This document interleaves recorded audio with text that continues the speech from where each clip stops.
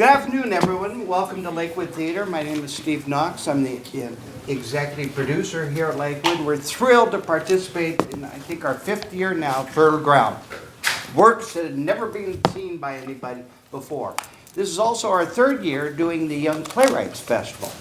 We put out solicitations to all the schools in the area, or in the general metropolitan area. And this year, 3 young playwrights were selected, and they all happened to attend ACMA School in Byington. And I think a big part of that we contribute to David Sicking, who's here, who was in our Inherit the Wind, and directed the current show on stage right now, Dial M for Murder. If you're interested in any of the other Fertile Ground pieces we'll be offering, you can pick up one of these programs that's sitting right outside on the box where the programs for today were. And on page 5 are the other works being presented. Tomorrow night we have a new play called A Dangerous Joy, and that runs for 2 nights. Tuesday, Wednesday is a new musical called Sides. And the following Saturday, February 2nd, is another new musical called Dancing with July. And we hope that all of these have a life beyond what you see today. This is done as a stage reading, and the director who's going to be reading the stage notes to you today, Megan Ward-Stevens, will be coming out afterwards to do a short talk back. We'll give a little break, so those of you that have to go on to other things are welcome to leave, and those of you that would like to stay and either listen or participate in the talkback, you're welcome to do that. So I think it's only maybe 50 minutes are the 3 one-acts today total, so it's a brief but very interesting day. And again, these talkbacks are important because it gives our playwrights here some feeling about how the things went, they can be asked questions, all of that. So, all right, thank you. Enjoy our Young Playwrights Festival.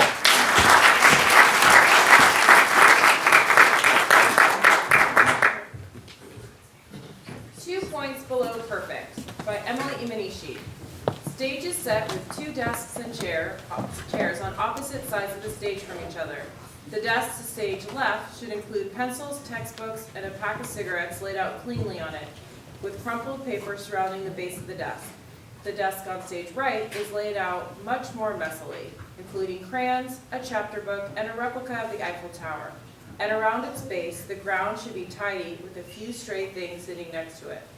Around the stage, various props, including a globe, textbooks, a stuffed animal, a photo album, and a laptop should be included, as should other props that would remind the audience of childhood.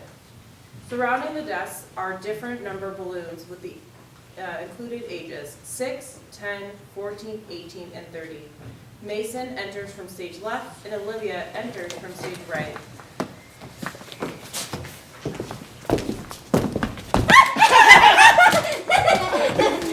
Hi. Hi. How was school? Oh, it was good. We made pretty drawings today in art. That's neat. I used paint for mine. It was pink and sparkly and of a horse. We don't do that at my school. I colored today, though. What'd you color? A dog. He was orange. I named him Spot. Dogs are fluffy. I like dogs. Me too. Tomorrow's my birthday. I know. Happy birthday. Thanks. It's not till tomorrow, though. I know. But I might not see you tomorrow, so I told you now. Look! There's a dog. That's not a dog, it's a cloud. No, but it looks like a dog. But it's not. Oh, and there's a dragon. Oh, and a pretty mermaid. And that's a cat. And an ice cream. Cat ice cream. No, it's a cat eating an ice cream. Oh, do you want to come over to my house tomorrow? For my party, there's going to be ice cream and cake. I'll ask my mother and see if I can. Okay. My birthday's soon, too. I know. You want to come over and eat cake then? That would be yummy. Yeah. I like cake. Me too. We should go on an adventure. Okay. Where? faraway kingdom. How about New York? Where's New York? I don't know. Far away. We learned about it at school today, though. Your school is weird. I know. All we did today was color and do number pages. I don't like my school. I wish I could go to school where you go. Oh, me too. Mason! I think I heard my mom calling. I should go back home now. Well, don't you want to play anymore? Yeah, but I gotta go home. I want to eat lunch. Oh, okay. See you tomorrow. Bye. Bye.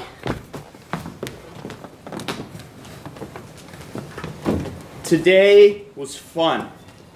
I went to school. They let me hold Hamlet and feed him a carrot. He was soft. Played with Olivia in the woods and looked at clouds. Mother was angry at me for that. I want pizza and ice cream and a cat. I liked today. I made a drawing in school. It was a horse. I fed ducks in the woods. I played with Mason, and we talked about animals. That was cool. Gonna have paschetti for dinner.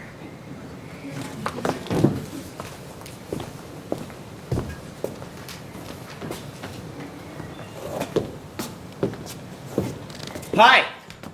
Oh, hi. How was school today? Oh, it was good. We got a reading period, and that's all I wanted to do the rest of the day. I could see. How about you? How was fancy school? Well, honestly, I'd rather go to school where you go to. You know, private school is all about like deadlines and trying to do the best. Well, part of that might be your mom, too. Yeah, I guess she puts a lot of pressure on me.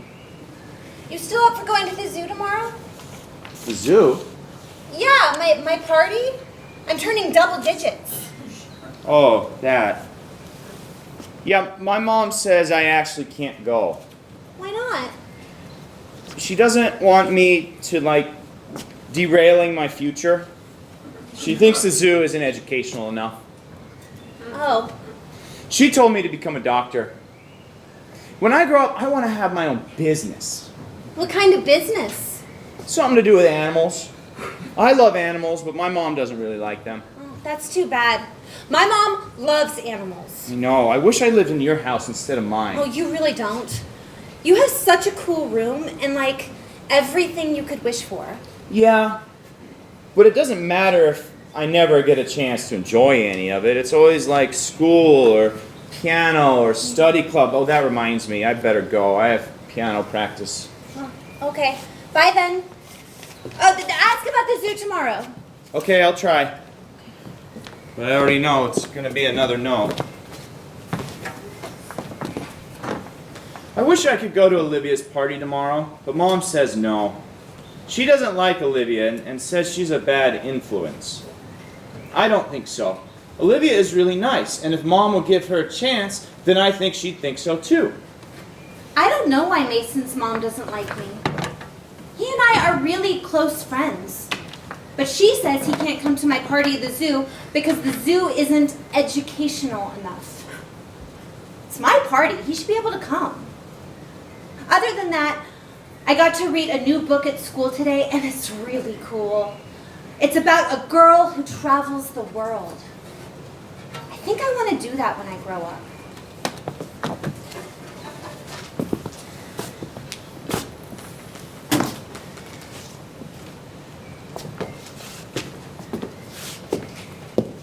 So, how's middle school treating you? We've been through this. I'd much rather go back to the macaroni necklaces and glitter ponies of elementary, but seeing as how I'm stuck here, I'm trying to make the most of it. Yeah. You?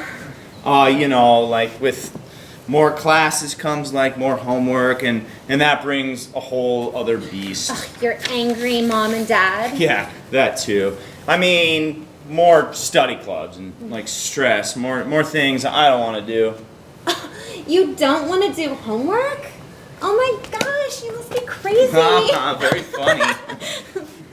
Hey, I have a piano performance coming up. You want to come? Maybe. When is it? It's, next Saturday. Oh, sorry. I can't.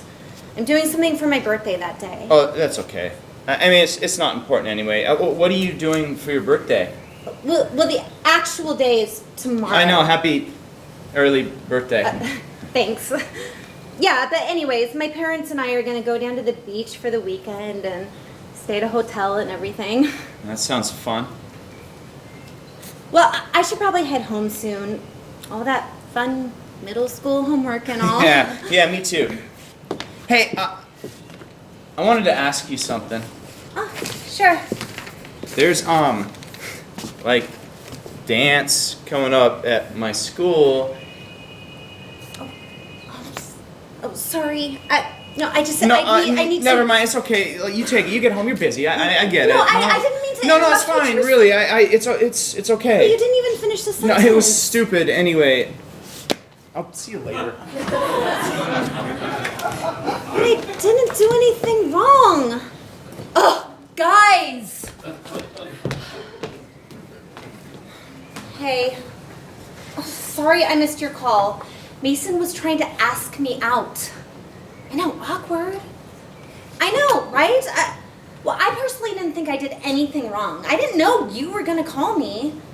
I mean, I'm kind of happy you did, since I don't really want to go to Mason's snobby private school dance. I wasn't gonna tell him that. I didn't want to be rude, but now I just sound like a jerk. I mean, his parents don't even like me. Why would he think I'd be able to go? No, I don't know why. It's just always been that way. It's like everything I do is not sophisticated enough for them. So what if I like art and animals and macaroni necklaces? I'm still a kid. I'm allowed to. Yeah, and he gets to do things I don't do all the time. Ugh, I want to leave this stupid city so much sometimes, but I can't. Maybe when I grow up, I'll travel the world. Yeah, like that's realistic. Yeah, I can call you back. Bye. Why did I think I should ask her? Oh. I mean, Mom didn't even know I was planning to. But once Olivia said yes, I was going to make Mom understand. She might not like Olivia, but I always have. Olivia's always been there for me when no one else has. But now I don't think I want to talk to her for a while. I'm sorry. Oh.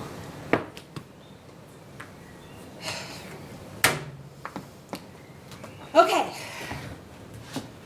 Study what you know. Realize it's okay if you don't know everything.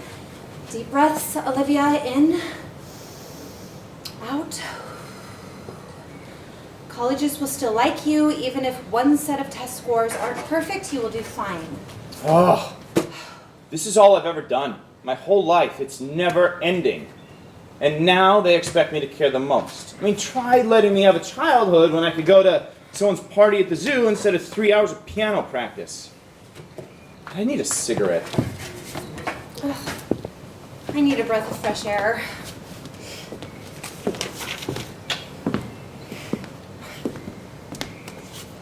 Hey. Oh, it's just you. Nice to see you too. It's fine. It's fine. I'm fine. I'm crappy as always. When did you start smoking? I don't, like a year or two. I don't know. I just needed something to dull the pain. So how's life been? I haven't seen you in over a year. It's whatever. I don't know. I try. It's never good enough. My parents wanted the perfect little A+ student, the teacher's little pet. And they had that. They had me roped in good. But then, you know, I just discovered the world, and I don't give a shit what they think. You know, I'll get a job somewhere, maybe New York. I'll be a successful businessman, and they can hang all my fake plastic trophies on the wall like they always do. You? It's been tough. I did an exchange student program last year for a semester, and now I'm really behind in terms of knowing stuff for all the big tests. France was cool, though. A little cold, but oh my gosh, it was fun. Things haven't been all that great, though. My parents divorced last year, and now neither one wants to take responsibility for me. Not like they ever did when I was growing up, though. I've seen my outfits from when I was little, and I was not the most fashionable kid. Sorry to hear that. But the fashion thing, I mean, really? It's news to me. I know, right? Mismatched was totally my thing, and I made it work as much as I possibly could. Hey, come here. I've missed you. Yeah, me too. It's always been these woods that brought us together, huh? Yeah, seems like it. I don't know, maybe they're magical or something. Maybe this is the adventure, that adventure from our youth. Oh, right! We never did take that trip to the far-off land of New York. I've been. Just to the city for a day trip, you know, trying to be a little more spontaneous before all my freedom is taken away at Harvard. You're going to Harvard! Yep. Oh my gosh, congratulations! Thanks. It's, I don't know. It's more my parents wanted me to go there, and I figured since I spent, like, my entire life training for it, I might as well apply, and, well, I got in. Well, you make it sound like getting into Harvard was a walk in the park. It wasn't. But really, all you need to do to get in is, like, give up your entire childhood, every waking moment of your life, you know? And others like it, but I don't. I hate it. It's all the same, really. What are your plans for after high school? I'm gonna take a gap year. I'm going to Europe. Traveling has always made me happy, and I figured 1 year can't kill me. So you're leaving me again? Oh, don't worry. I'll be back before you even realize that I'm gone.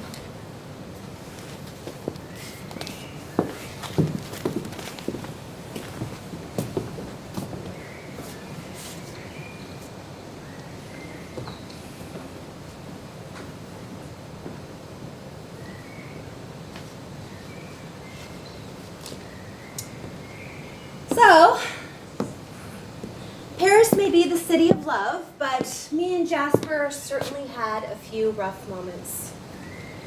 The trip started off with the airline losing my luggage, which obviously wasn't a great start. And the wonderful experience of dropping my phone in an Italian harbor is one I will not forget. But I still had a fun time nonetheless. Traveling has meant so much to me. It's broadened my view of the world and led me to meet some great and interesting people. Finally, traveling as a staff member of this travel blog has led me to meet the love of my life. As you may know, Jasper and I have been dating for a little over 4 years now, and while standing in front of the Eiffel Tower just before dusk, he asked me to marry him. I said yes. So, that's the big news. I'll include more about how that all went down on my next blog post. As always, kisses and explore the world, Olivia. Wow, it's been a while. Old room from my youth, how you been? Oh no, the silent treatment? Oh, what can I expect? It's been, gosh, 11 years since I lived here. Jeez, that makes me feel old. Well, what's on Facebook today? Someone else getting married, divorced, having a baby, going to their high school reunion. What now? Oh, someone sent me an article.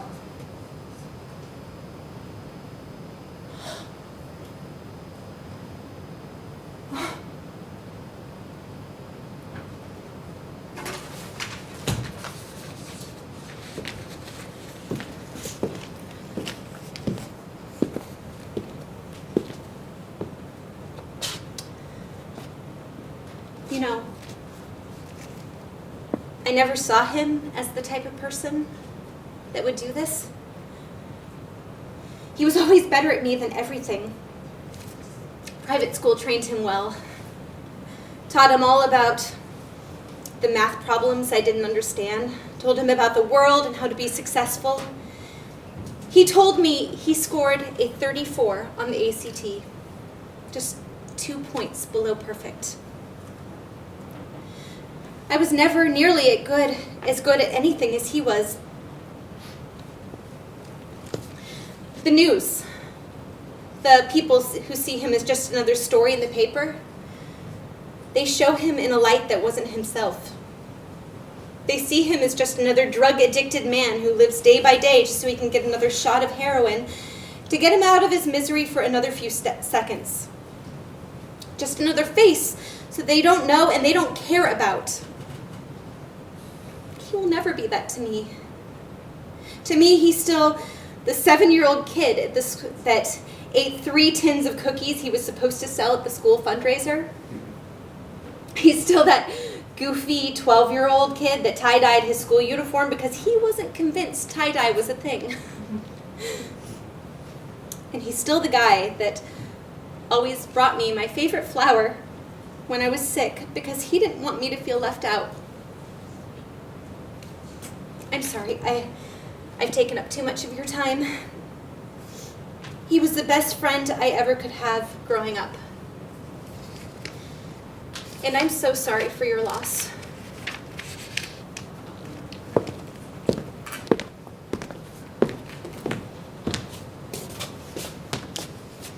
If you could spend your life with just one person, who would it be? You.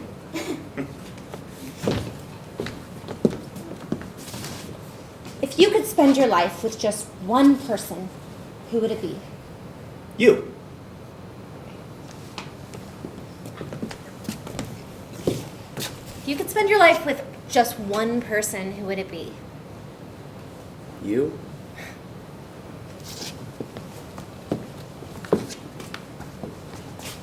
If you could spend your life with just one person, who would it be? You.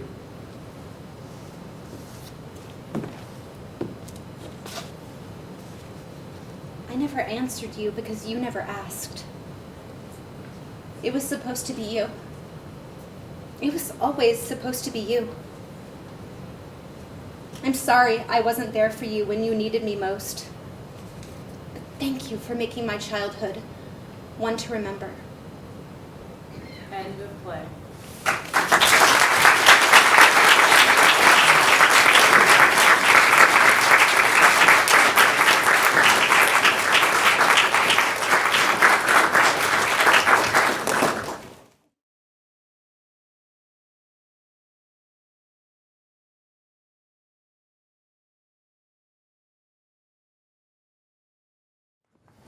Dr. and Mrs. by Aishwarya Marathe.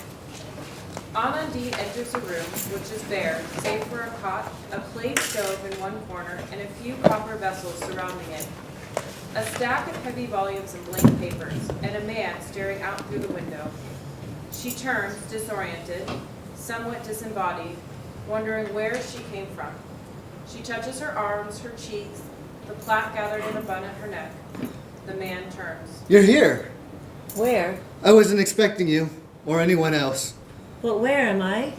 I don't think it's so much a matter of where as it is who. I'm sorry? Who are you? I'm a doctor, Dr. Anandi Gopal Joshi. No, I asked who you are, not what you are. Now, just one moment. You're a doctor? Yes. How old are you? 21. You're the youngest doctor I've met. I received my certification 2 years ago, the class of 1885. The Queen herself sent me her congratulations. But who are you? You resemble my husband. Oh wait, my husband? Is he nearby? It's about time for him to administer my medicine. He scolds me when I stall. I've been so out of sorts. Out of sorts? There's no need for formality. In any case, one doesn't just announce they're gravely ill. There are more important things to discuss. Such as? Have you seen him? No, I haven't. This husband of yours, he truly looks like me? Well, yes, but older. By about 20 years. Oh, He's old enough to be your father. I married when I was 9. He was a widower, I suppose. Yes. He let you go to school? He taught me himself. A man from that generation? How progressive. He is. He must have been dedicated, learning housework and history simultaneously. Unless, of course, he did your housework. No, my grandmother lived with us. If I abandoned my books to help my grandmother with the chores, he would become angry. He was fixated on my education. I had no choice but to let him hit me. With chairs, with his hands. With whatever inspired him. I have no respect for a man like that. You're hardly a man yourself. Did you ever fight back? Did your family intervene? I had to bear it. He did a great favor by teaching me to read and write. Does he still beat you? It isn't appropriate for me to discuss this. I have to go find him. Wait, please. I don't think it's safe for you to go. Why would I stay? You're a stranger. If it were possible, I wouldn't be here either. What do you mean, if it were possible? I can't be in the afterlife. My medicine is taking effect. Slowly, sure, but I felt better this morning. And the cough? Has it gone away? No, but my pulse isn't as sluggish. And your fatigue? I've been awake for hours without feeling... And the fever? I'm not dying! I can't die. Not yet. Anandi turns to see the doorway. It disappears, fading into darkness. I never said you were dying. Then why can't I leave? I don't know. I've tried. If we help each other, we can both be on our way. It's just not fair. I've worked so hard, and now... What did you work so hard for? You are a woman, after all. You have it the easiest. I was intent on becoming a doctor, so I could help people, save lives. And I was almost there. Just a few months ago, I accepted an offer to work at the Albert Edward Hospital. A woman of your age and standing, I highly doubt it. Why would I lie? I can draw you a diagram of an open chest. I can name every bone, every muscle, every tendon, if that's what you want. There's no need. I know I'm not very old. I was only 19 when I went to college, so I wasn't as experienced as my fellow students. It's a shock that you attended college at all. I consider it my good fortune. My husband helped me secure admission. Your husband is a conflicted man. If you're as distinguished as you seem, you should leave him. I can't. Besides, he's done a great deal for my sake. But he hurts you. He hasn't, not in years. But I do fear he'll hit me when I tell him I've resigned. Why would you resign? I had no choice. Very few people are given the opportunity to save lives. I know that, I do, but how can I practice medicine when this cough follows me like a shadow? You had a sacred privilege. You could have shown some patience before giving up years of education. I don't have to explain my decisions to you. But you do have to explain them to yourself. Years from now, won't you regret sacrificing your youth for a dream that was never realized? I plan to go back and ask if I can reclaim the post, but I don't have years. I have months, perhaps weeks. I'm sorry. Every day feels longer than the one before. I wait, and I wait, and I wait. I know what you mean. You begin to envision your future, and it is always out of reach. In my latter years of medical college, I treated patients on my own, and I lost several. It was the hardest to go through of all of my studies. I thought I could relate to their suffering, but I did not. Not then. Now I lie at home taking medicines. My temperature rises and falls. I wake in cold sweats. I cough up blood, just like them. I've acquired a library's worth of knowledge, but I can't cure myself. Here I am plagued with hope, just like them. Don't be so nihilistic. When we leave this place, you might feel better. Give it time. You know, I was thinking, feels nice to speak to someone without expectations. Can't we wait for the door to reappear? I've been waiting a long time. Another hour won't hurt. Only an hour. Then we find a way to leave. You never told me your name. I don't have one. I've never met a nameless man. I've never met a female doctor. It's an advantage to be treated by a woman. How so? Society expects us to be nurturing, gentle, sensitive. What more could a patient ask for? Aren't these qualities dangerous, though? You could connect with the patient too deeply, enough to hinder your abilities as a doctor. I did once, and then I swore to cultivate restraint. There was a woman, one of my first long-term patients, whom I treated over the course of her pregnancy, Lillian. She was about 3 years older than I, pregnant for the first time. She reminded me of my oldest sister. Her husband was a traveling businessman who couldn't spare the time to attend to her. So she lived in their home with a maid and visited the hospital once a month. She was lonely, but over time she grew excited for her future. And she died, I'm assuming? If only she had. What a morbid thing to say. At least then she wouldn't have such high hopes. The whole situation reminded me of a stovetop burn, completely avoidable, if not for my negligence. A stovetop burn? See here, this spot? I acquired it in Calcutta, where my husband and I lived for a time. While I was cooking, he asked whether I'd finished my arithmetic exercises for the day. I hadn't this particular evening. A recipe for disaster. Precisely. Needless to say, he was angry, and one thing led to another, and the pot tipped over. Boiling water splattered all over my arm. I've had this mark for years. No salve can make it disappear. Just like the guilt you feel. Anandi moves to the window, lost in thought. Anandi? Anandi, what's the matter? Dr. Zoshi? Yes? You seemed a little lost. I don't quite remember what we were talking about. Lillian, your patient, you said... She gave birth. She gave birth to a baby boy, exactly 21 minutes past the 12th hour of the day. I remember noting down the time, how symmetrical it looked on the page. She had enough energy to hold a conversation, to hold her son. She asked me how my studies had progressed since her last visit. I said it was nearly time for me to return to my husband. She promised to visit me with her son when he was older. I met her no more than a dozen times, but she considered me her friend. She even thanked me for making her feel less lonely. I never thought I'd have such a profound impact on any person in this world. It was one of the brightest moments of my time in Philadelphia. I left early that day. I had a terrible fit of coughing, but upon reflection, it was nothing compared to what I bear nowadays. Just a few hours prior, while reviewing the baby's chart, I joked to Lillian that my lungs felt like little blocks of ice in the Pennsylvania winter. When I reached the hospital in the morning, her son had died of hyperthermia.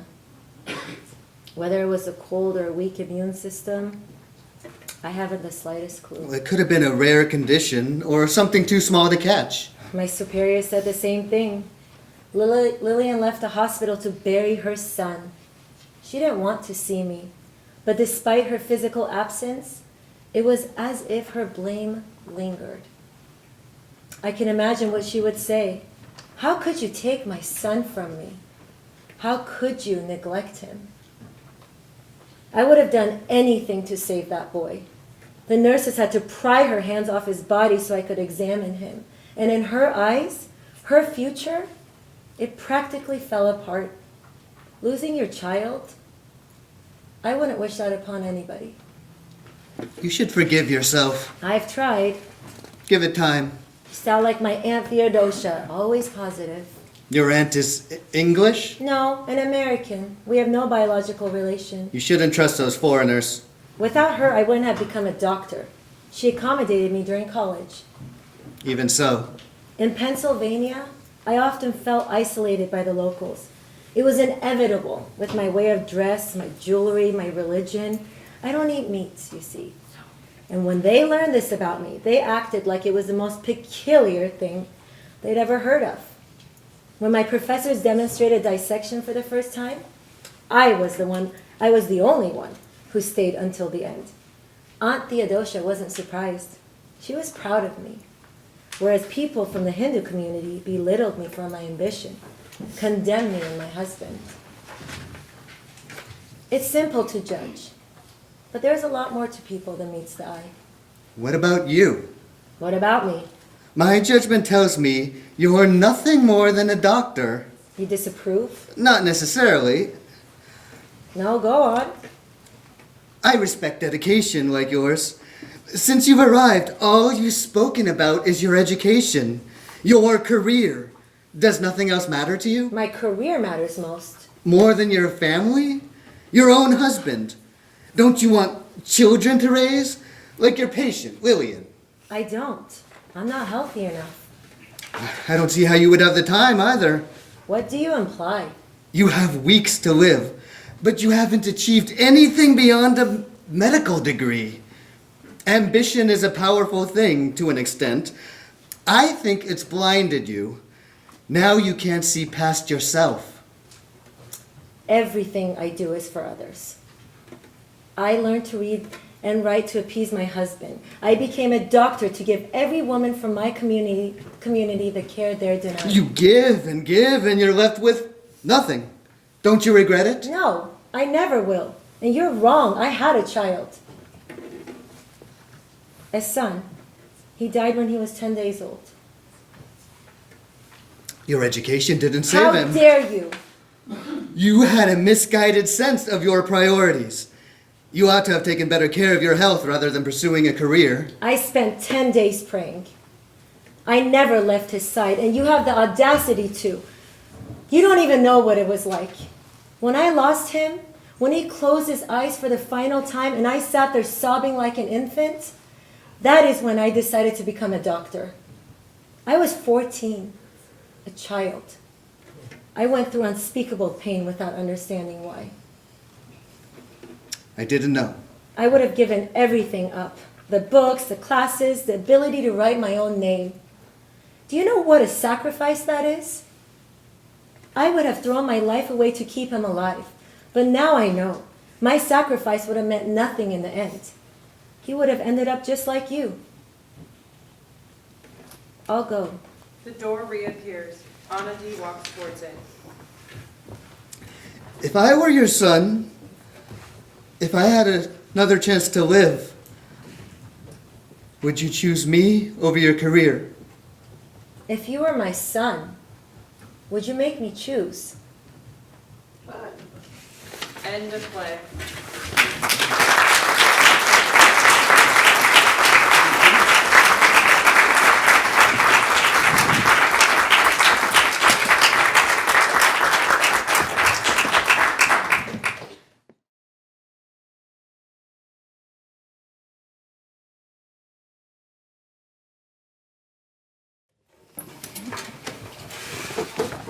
Two Princes by Megumi Hoff. The stage is set so that the center is a throne room. On either side of center stage are bedchambers, one belonging to Frederick and the other belonging to Nolan. The bedchambers don't have to be too big, just big enough to tell what they are. The lights go up on Frederick's side. The war between Alder and Suntark began 100 years ago, declared by my great-grandfather.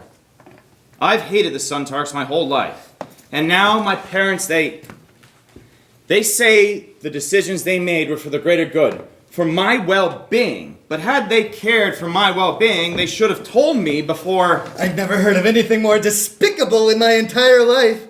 How could they, my own parents, do this to me? 20 years I have lived, serving them, doing as they say, waiting patiently for my turn on the throne, and they Do they feel no shame at the thought of... And for what? What good could possibly come out of this arrangement?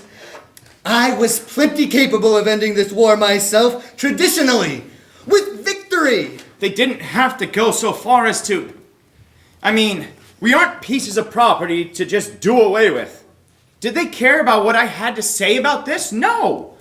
They schemed and they plotted and they wrote the thing without even telling me. Without telling me, they wrote Clause 32 where it states... Unification of the two kingdoms will be ensured in the marriage between the heirs. If there are no daughters to marry off in either parties, the union of the two people will continue with the sons available. They dare try to marry me off to Prince Frederick. And when I asked, what of heirs? Two kings can produce an heir together. Clause 33. The kingdoms will be ruled together, the unity of the two kings acting as insurance for peace. Heirs will be produced between them and noblewomen, and will be brought up as siblings. Marriage between me and Prince Nolan? Live in the same castle, make decisions together, look at him every single day? We couldn't have just... I understand you're upset. We couldn't have just... Honestly, anything else would have been better than this. I've grown up to despise the Suntarks. You raised me to despise them, and now, I mean, you can't just flip a switch. This is a peacemaking marriage, a contract. It doesn't matter if you hate him. Besides, it's not like we're asking you to love him. Mother, I can't even look at him. Well, you can and you will have to. Now, I see you will continue to be upset about this. So when you're done acting like a child, your father and I still have more things to discuss with you about this arrangement. The sooner you get married, the sooner you will be coronated to rule the two kingdoms. No, wait. I don't want that. Sure you do. What good is expected to come of this?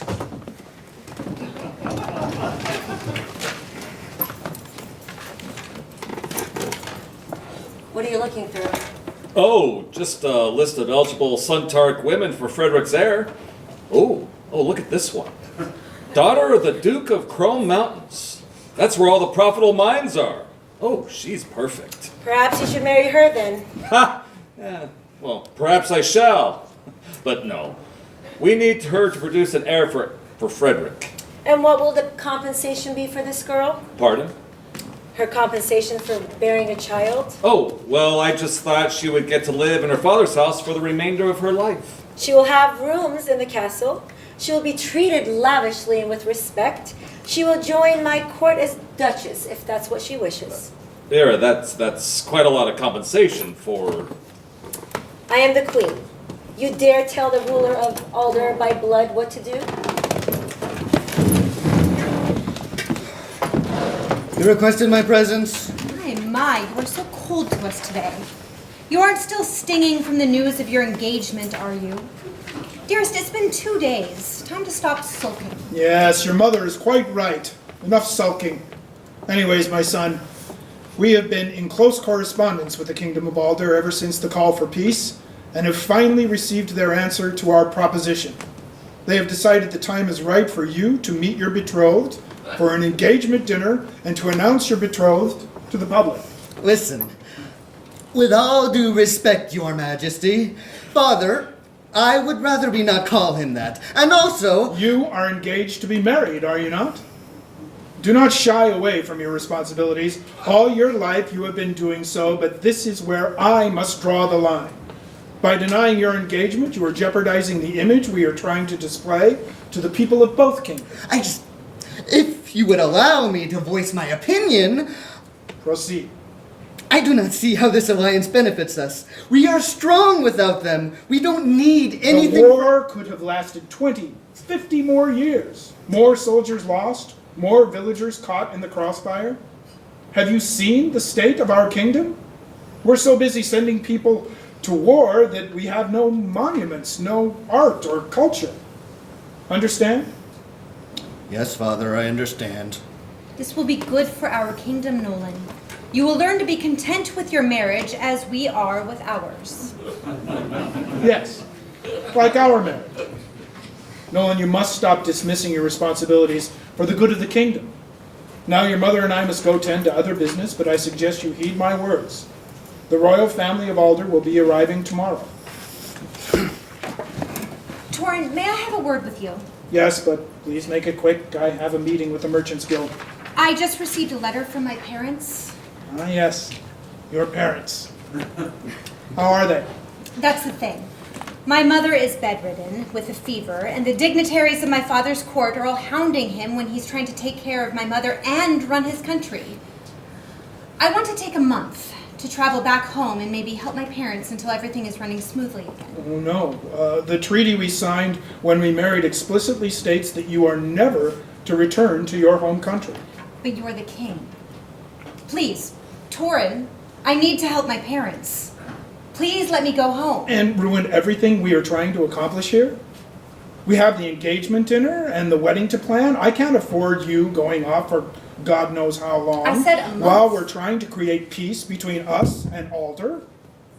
You have been against marrying off our son since the beginning. Is this a plan to jeopardize everything we've been working towards? What? No! I'll wait until the engagement celebrations are over. I'll begin preparations for the wedding, and then please let me go to my parents' country. Just for 1 month, Torin. You should have thought of all of this before you signed the treaty upon our marriage. Are you still in here? Obviously. Watch yourself, boy. The servants tell me you have refused your meals yesterday and this morning, and won't even let them enter your chambers. Look at you. You're wearing clothes I saw you in 2 days ago. I feel sick. I don't care. Get dressed. You have duties to attend to. Father, is there any actual real reason you're in my room right now? I am worried about you. No, you're not. What bad tidings have you brought for me this time?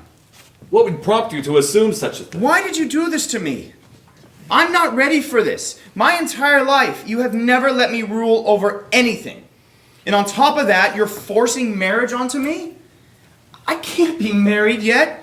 I can't. You promised I would never have I to. groomed you to be a perfect asset to this kingdom, adaptable to whatever situation arises. So act like one, or else I have squandered my entire life on you. Why are you here? I am here to tell you we leave early tomorrow. We're going to travel to Suntark to meet your betrothed. You come into my room without knocking, objectify me as a mere asset to the kingdom, and leave without closing the damn door. I can't believe I'm engaged. I feel sick. My betrothed. My betrothed? Makes Prince Frederick sound like some meek noble. My betrothed. What an ugly phrase. Well, Frederick is an ugly man, I'm sure, although I've never met him. My betrothed, the ugly, meek Prince Frederick. A perfect title. Nolan, how long have you been waiting here? Not long. I couldn't sleep. No, neither could I. Mother, is something wrong? No, nothing really. I'm just very eager to get the engagement preparations going so I can go help my parents in my home country. But you're not allowed. Oh, you sound like your father. I'm going to ask that you never say that again. Besides, if I am expected to give up my freedoms, you should be put to the same expectations. What freedoms will you be missing, Nolan? Tell me. When I agreed to stop the hostilities between my kingdom and your father's, I gave up being their princess. I haven't seen my parents in 25 years. I've only received letters lying to me that they're doing all right just so that they don't worry about me. I'm sick of it. They're struggling and I want to go home. Oh yeah? I had a whole life planned for myself and you, without even asking or saying anything to me, you took it all away. At least you have someone looking out for you. I fought so hard to make sure you would not have to suffer this marriage during the negotiations of this treaty. I fought your father, I fought Ira, I fought Bolivar to make sure you could still have freedom to leave the castle grounds so I could see you again after you married Frederick. What if I don't want to see you again after this marriage? Well, thanks to me, at least you'll have that chance. Olivia? Ah, good, you're both here. Nolan, stand up straight. You look like a rogue. All the better. What's the matter with you? He told me he's feeling under the weather, poor sleep. Try to act normal, please. We have an image to uphold. We may have reached peace, but we still must act like the superior kingdom that could have defeated them. Well, why didn't we? I have already explained this to you. Do not make me lose my temper. Good. Presenting their Royal Highnesses, Her Eminence, ruler of Alder and all 9 provinces within it, Queen Era. Her husband, the King of Alder and Duke of of Norfolk, King Willibard, and the Crown Prince, Prince Frederick. Welcome. I hope the journey here was satisfactory. Oh, yes, it was wonderful. You have such a nice countryside. Wasn't it lovely, Boulevard? Yes, it was nice. Frederick, come here. Meet your fiance.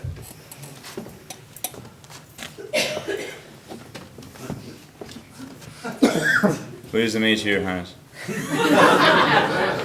Nice to meet you as well, Your Highness. This is disgusting! Frederick, I challenge you to a duel. Victory by death or forfeiture. Winner shall be the sole ruler of both kingdoms. Nolan! Fine.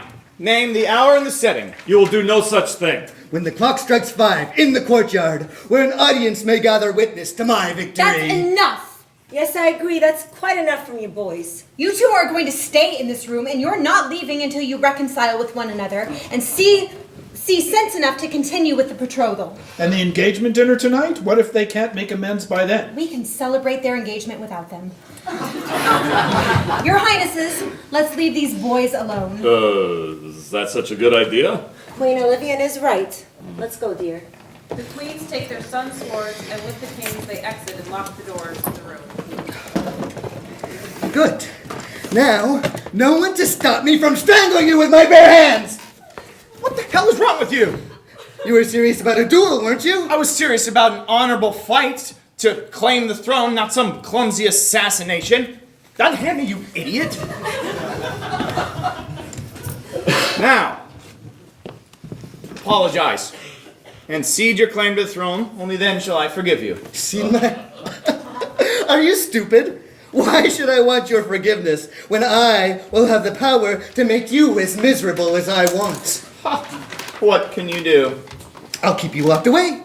You'll only appear to the public during holidays and addresses. I'll keep you from doing anything to entertain yourself. No sword practice, no hunting, no feasts for you.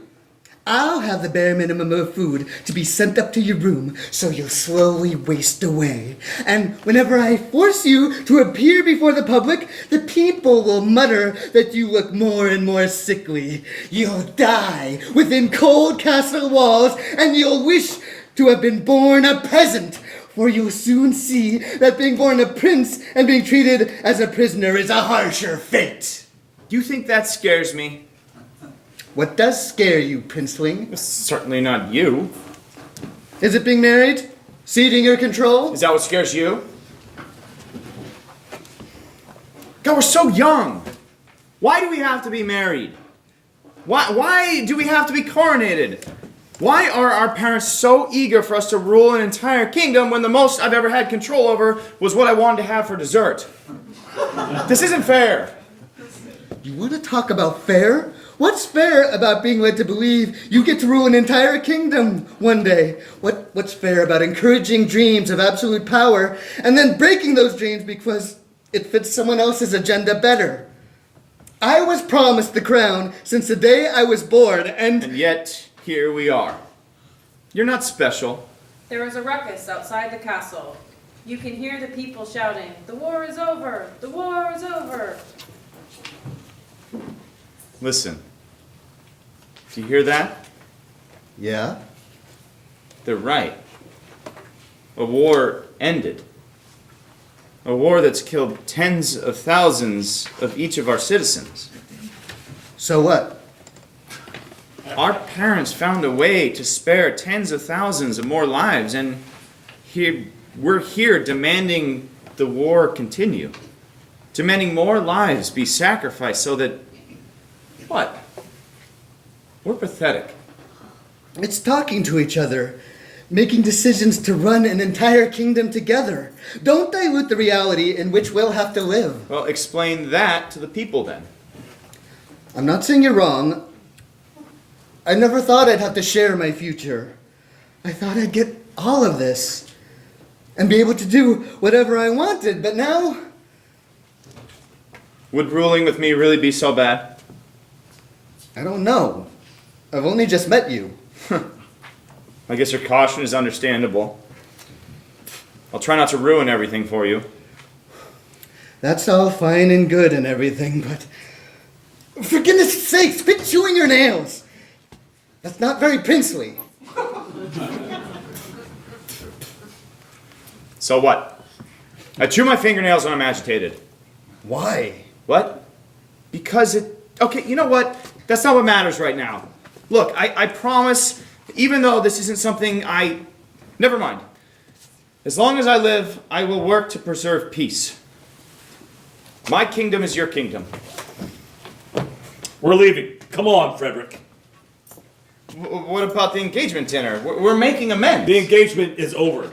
We're fools to think we could effectively compromise with these scheming Suntarks. Now wait a second. I'm not done with you yet, Kerr. Come out and face your end like a real king. Ha! Like a real king, says the coward who gave up the war for art.